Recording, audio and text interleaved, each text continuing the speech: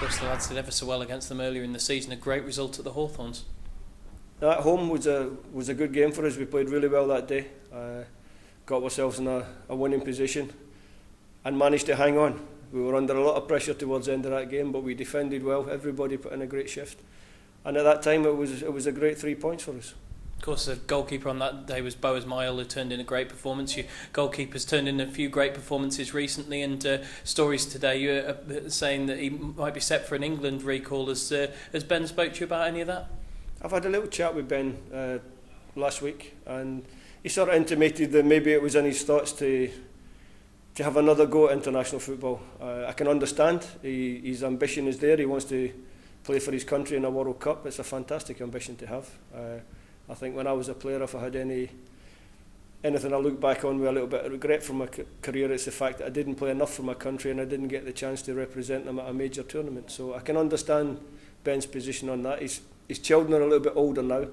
One of the reasons was he wanted to spend time with his kids, but I think now he's finding he's getting a couple of days off in the international week and his kids are at school.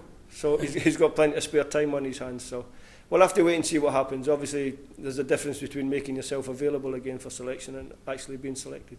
From our point of view, though, he is a player in superb form. He's been great in the last few games and all season as well, really, for that matter. No, he started the season great. He had his injury troubles, which dragged on a little bit, ended up with 2 operations, which obviously would set anybody back. Boaz came in at that time, did a great job for the team, kept our season going, kept the momentum going. And then obviously Ben's come back in. It took him a few games to get back up to match speed, but I think you see in his recent performances, the way he's playing, that he's back to his best level. And I'm also led to believe that one of the younger members of the squad might be getting a bit of a look in as well this weekend. I think with the 2 players missing,